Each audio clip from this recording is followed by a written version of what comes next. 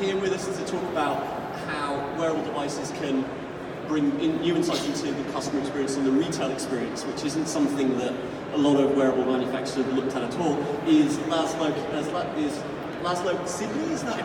Csibi. Laszlo Csibi, my apologies. Who is the sales VP for Inovretail, who's selling fascinating products to try and organise how retail staff work and how they can optimise their workflow and put the needs of the customer first. Who's going to be speaking to us about what we're trying to do when we're bringing the digital customer experience into the real world, which wearables are frankly fantastic position to do. Thank you very much, Laszlo. Thank you, James. So, hi everyone. Before we start, I'd just like to do a quick raise of hands of people who have smartwatches on today. Okay? Not too many people with wearables today. Smartwatches, one. Quick raise of hands of people who are tracking their steps on the smartwatches. Okay, more hands. I like that. More engagement. Raise of hands if you're doing any sort of assessment of your quality of sleep with the smartwatches. Okay, this is exactly what we're trying to do. Okay, so what we are doing today to track our performance, improve our life with the help of wearables, we actually took it in, and I'm going to talk to you about today on how we're doing this in a retail world to improve the performance. So, this is about the introduction. My name is Laszlo. I work for an innovative company who works for the retail, hence the name of Inovretail. Okay, I work for big brands, so as you can see it over here, I'm a technologist. I like technical devices, I like to experiment with new things. And if you haven't met anyone from Transylvania up until today, then you can cheer up because today is your day, because I was born in Transylvania. Okay? Now my pulse is, resting pulse, heart rate is in the region of 35. That's got nothing to do from me being from Transylvania. I'm also a health freak, okay? So anyways, just a couple of words from on Inovretail. What we're doing is, we're a data science company. We're surfacing all that data insight to improve the operations of the shop floor, using that insight to empower shop assistants with the help of data science. Okay, so that's kind of a new approach that we're taking. Instead of just looking at the back office operations, supply chain, staffing, what we're looking over here is how can we do this to improve the work engagement, to improve the motivation of the staff on the shop floor. So we're an innovative company. We've been founded in 2011 and practically, present in with 20 customers in 6-7 regions in Europe, and we're launching currently in the UK as well. So, how we do this data science and insight through our data platform, which is called C++. That is the brain where we're consuming all the sales data coming from the retailer, which is then processed by lightweight business applications, such as personal performance KPIs, such as personal scheduling, and then surfaced via various channels. That could be mobile, that could be tablet, or smartwatches. Okay? I'm going to talk to you today about one of our clients who used smartwatches, and as all good innovation happens, it was discovered by accident that the level of engagement and the level of results by far outweigh anything else that we've experienced before when we've used smart wearables and watches. So, just to give you a little bit of a background, are there any people here working in the retail sector? You? No? Okay. So, in terms of the background, today the retail isn't in a really great place. So, when you look at some of the news in the press, the store closures are really staggering. Some of the retailers are really struggling to maintain their sales levels. They're forced to close stores, they're forced to lay off staff. The actual footfall, so customers visiting shops in the UK, has fallen for the 15th consecutive month in a row. Okay, so that makes retailers, fashion retailers' challenge really difficult in trying to bring growth while customers aren't really attending shops as frequently as they did in the past. Partially that's actually attributed to more and more online sales, but as you can see over here, online is also decreasing. So there's something going on in the market, and the overall trend is that still 82% of the money that you guys are spending today in the shops, it's spent in a physical store. So a really good business case to actually start pursuing some of those efficiencies that can be made on the shop floor. So how do we do that? Actually, this is not us. This is some of our retailers. They're looking to bring efficiencies in the store through creating simple, more fun environment where people, the shop staff and the customers are engaging better. And that will ultimately lead to selling more. But simple is easier said than done. So some of the retailers that we speak today, they're not averse to technology. They're using a lot of technology. Okay? They're actually using too many technologies. And to choose from the noise as what has the biggest impact, what has the biggest effect, it's really, really difficult. I've been to one of the stores over the weekend and I counted the shop assistant at the help desk had 5 devices in front of her. 2 of the colleagues, by the way, were looking at their smartphones. And I'm a technologist, so I asked, what's the use of this? Is it Facebook or is it some stock application? As it turned out to be, it was stock application. But more often than not, the customer's assumption is they're distracted just by looking at personal stuff on a mobile device, so you're less likely to ask help from them. Okay? So, our approach is, how can you break these barriers down and bring this engagement and immediacy into the store? Well, a lot of people approach the problem in a different way. We strongly believe what Forbes is saying, that you could do that by really engaging the people in the business. It's not just about technology. Technology brings confusion. Technology brings complexity. But the right technology, the right approaches can simplify things and bring engagement in the store. So how do we do that? Okay, so there's 2 aspects in the store that we need to think of. One of them is pure operational. Okay, people need to do certain tasks, refill the stock, the shelves. They still need to do the closure of the tills, so on and so forth. And once you manage to actually cater for some of those, the emphasis is to push people more and more towards and motivate them towards engaging with the customers to act like real sales assistants. Okay? As you can see, this button has been, this is just a simple help request button, but sometimes really low-level technology that breaks through these barriers. It doesn't have to be high-tech. Okay, can really do the trick. So, how did we actually come to where we are today of using real sophisticated methods, data science in a smartwatch to do very simple tasks on the shop floor? It's actually, as I mentioned before, kind of by accident. So we've been working with one of our retailers down in Iberia on a fitting room solution. Okay? And while we were working on a fitting room, the notifications from the fitting room came through the mobile phones. So each time a customer asked for help, they got a notification on a mobile phone, so they went and attended the customer. Pretty simple concept, isn't it? Nothing sophisticated. Except for people occasionally left it by the till. So they missed the notification, or they put it in a pocket, so they couldn't hear it because of the noise in the shop, and because they were moving around, the vibration just didn't signal. Or they left it somewhere far behind, and they were just listening to the notification noise. And that gave us an idea. If that's all that people are looking for, then why use difficult to handle, confusing devices like this? Why we could just use a wristband that vibrates.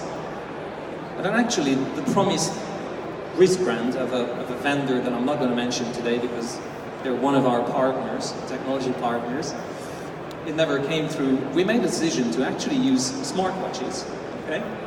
Because what we've noticed, the response rates of the people when customer has asked for help was really, really high. But that gave birth to a new idea. Because of the small form factor, you could surface really basic information, such as daily sales in real time, such as does somebody need to be on break or not, okay? Or what are the key tasks that they need to do on that day? Going to the more sophisticated things, if somebody asks for help in a fitting room, and they ask for an item which it's not on stock, what is the next best choice that I can go with to offer them because of the high likelihood of them accepting that? And really smartly feeding that back into the machine learning algorithms, making them more and more accurate day by day, and using really simple, easy to understand messaging to actually do quite complex jobs real time, okay? So this is how we came up with this smartwatch-based solution, where we're linking the shop assistant to the customer through smart notifications. We're enabling direct communication from the store manager with the staff, but what we're also doing is a bit of a gamification. Okay? We can compare the performance of one person to another, which could be net sales contribution or it could be target achievement. And that created amazing results. Okay? First, when our CTO was sent the results and they reviewed it with the client, they said there's got to be a mistake over here. A comma is in the wrong place. Maybe it's 1.6% sales uplift. Surely cannot be 16%. So then, you know, when we checked the results, it actually proved to be true. And then the assumption it was, yes, this is Iberia, okay? Portugal, Spain, maybe people shop in a different way, they're more personable. Let's do it in a different region like Belgium, okay? Surprise, surprise, the same results.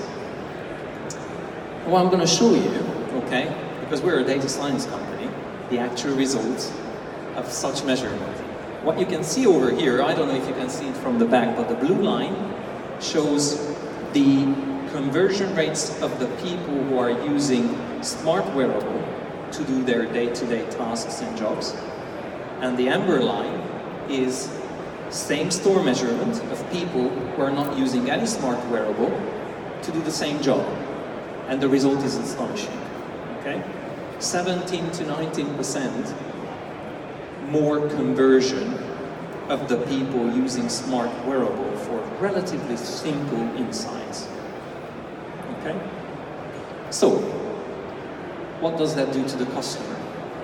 Actually, when we look at some of the figures, here's a metrics sales over traffic, which in fact shows average customer spend in the store. We've seen that people who are tending customers with smartwatch, they sell 15 to sometimes 30% more than their peers not using the device. And actually that gave, you know, birth to a lot of ideas as how could we use this technology? How can we use it more extensively? But in actual fact, we didn't even have to convince the shop assistants to actually use the technology. So what you see over here is a different type of measurement of usage over time. This is the details of one of our longest standing customers in Portugal. As you can see, when they adopted the technology, slowly the adoption rate, so the usage rate of all the shop assistants or the stylists as they call them, went, you know, gradually up to 80-90% of using the technology, the smartwatches on an ongoing basis. But something magical happened over here. Over the 2-year period, we didn't see a drop.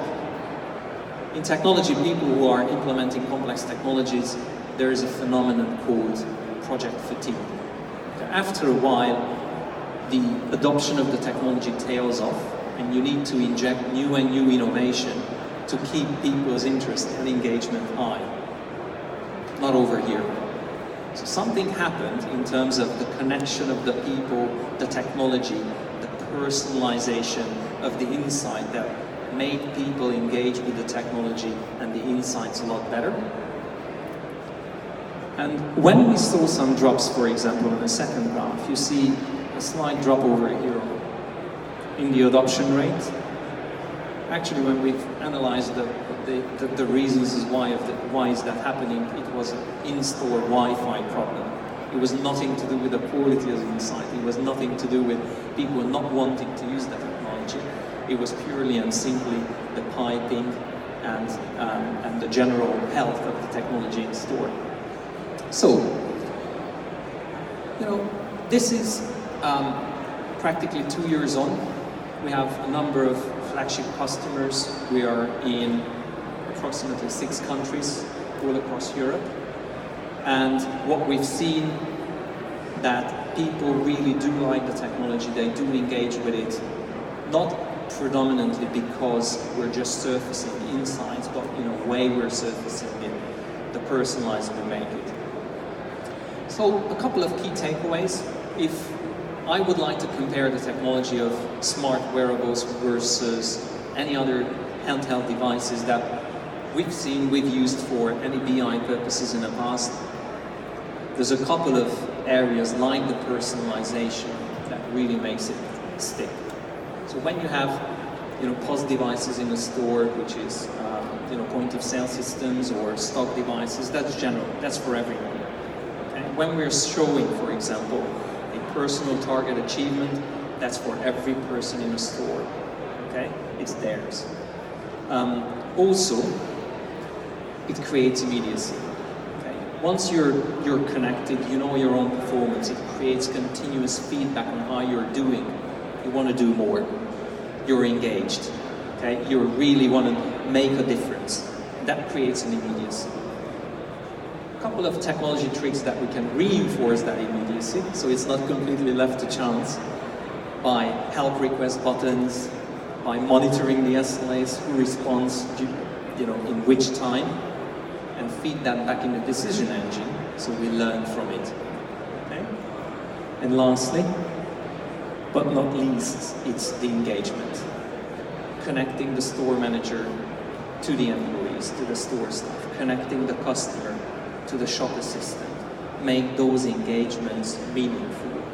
I think that's the key difference that wearables can bring, as opposed to any other business insight technology that we've seen before.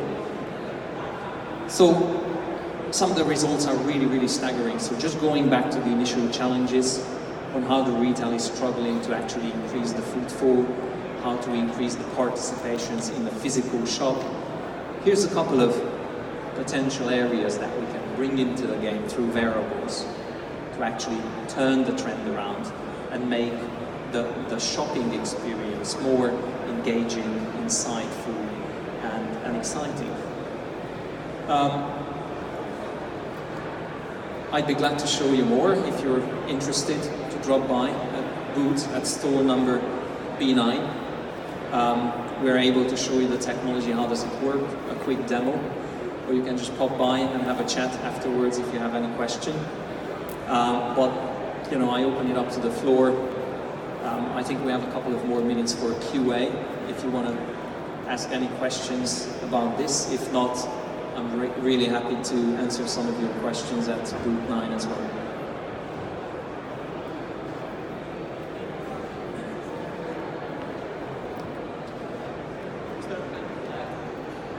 Was there a hand over there? Yeah.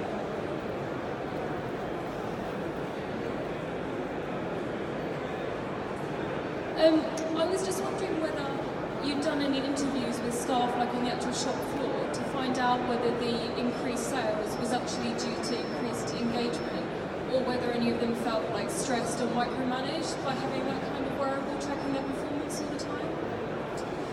It's actually a really valid question because that was the biggest fear in some of the countries, for example, like Germany and Belgium. So people felt like with a technology like this, they would be under the lens. And there's certain ways of handling this, but at the end of the day, when we have the discussions openly and then we go through the training and the adoption, it's really important to actually explain the questions around how is the data being used, how is this helping them to perform better as opposed to being used to micromanage.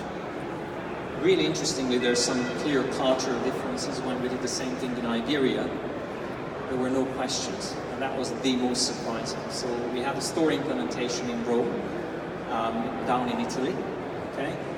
And the client that we are working with has asked us to do this over the Christmas period. So our assumption it was, everybody's so busy working on a shop floor that the adoption rates during that period will be really low. Maybe it will pick up later. And to all of our surprise, 98% adoption rate. So practically, on every shift, maybe 1 or 2 people didn't use it. Maybe they forgot to recharge the device. But people were really eager, and they loved the fact they can get feedback on own performance, especially for generation Y, the millennials, and Z. It's becoming more and more a demand rather than a management tool to get continuous feedback on the performance. Also interestingly, when this wasn't linked to individual compensation but store compensation, so it incentivized the shop assistants to act like a team, we've seen higher performance. So this really allowed them to feel part of a greater good and see their own contribution to this greater. Does this answer the question? Thank you. And well, yeah.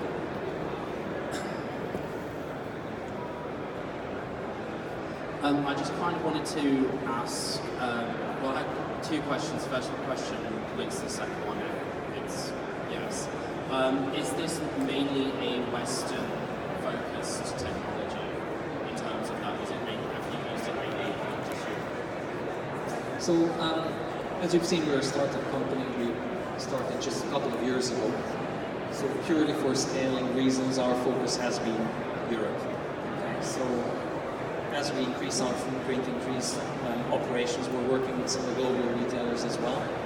So this is not going to be just in Europe. We're going for a worldwide strategy, a global domination. We want to evangelize this new approach to as many retailers as we can around the globe. Okay, then I have some more second question.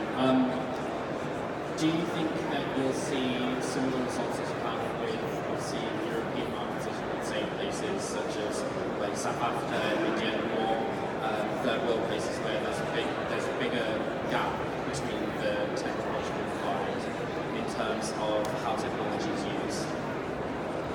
It's a good question. It's an interesting question. I think, because of the globalization, and if you look at some of the stats around mobile adoption, smartwatch adoptions, I think there's no major, huge difference of how the technology is being used in some of the regions. And sometimes it's counterintuitive. If we go with the assumption that some economies will not use it, that's where we have the biggest surprises.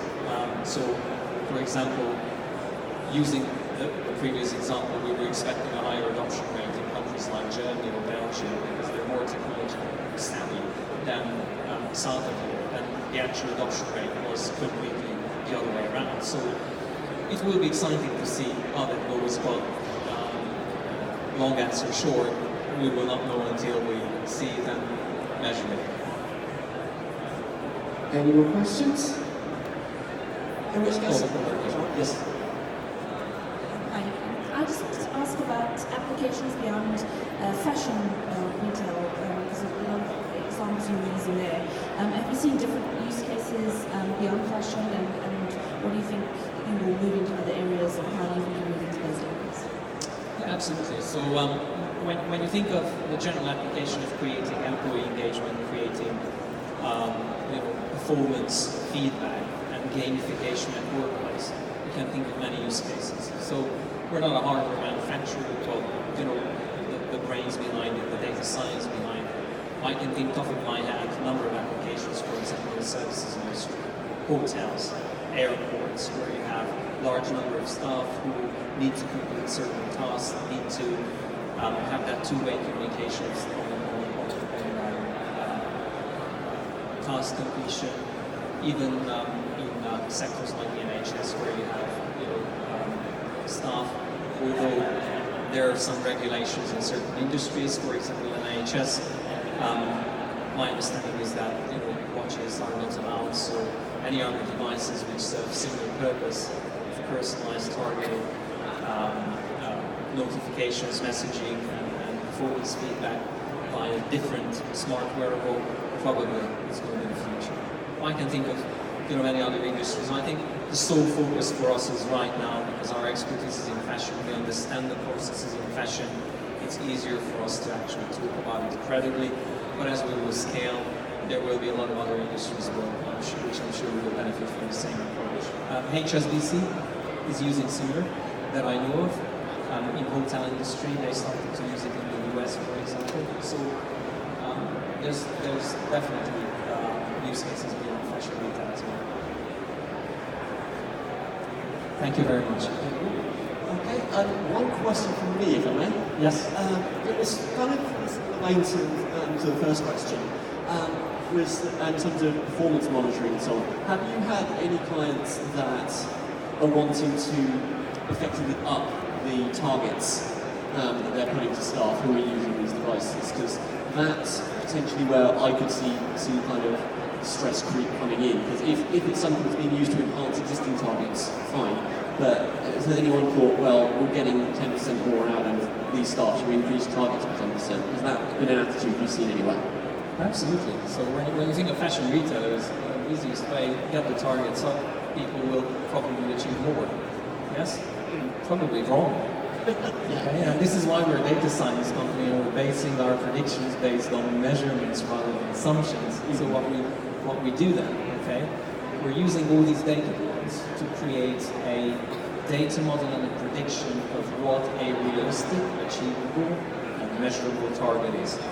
We've been in the situations where, for example, some of our clients' management have really put the targets up in the hope of achieving, better achievement in the shop, while the data science was advising something different. Okay? And there's always an overrule, but what we're using is some of our machine learning algorithms and data science to actually advise on realistically achievable targets. But equally, here's the situation. Okay?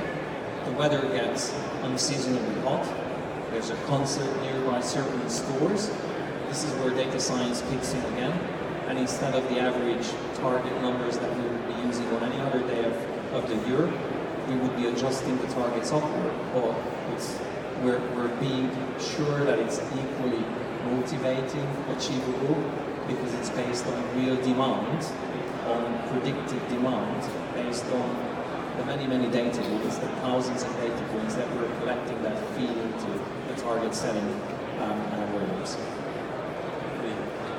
Any more questions? Last call before lunch. Okay, brilliant. Thank you ever so much for your time, Laszlo. Thank you very much. It's been a pleasure listening to you. Thank you. And we will be reconvening on the main stage at 2 o'clock, where we will be having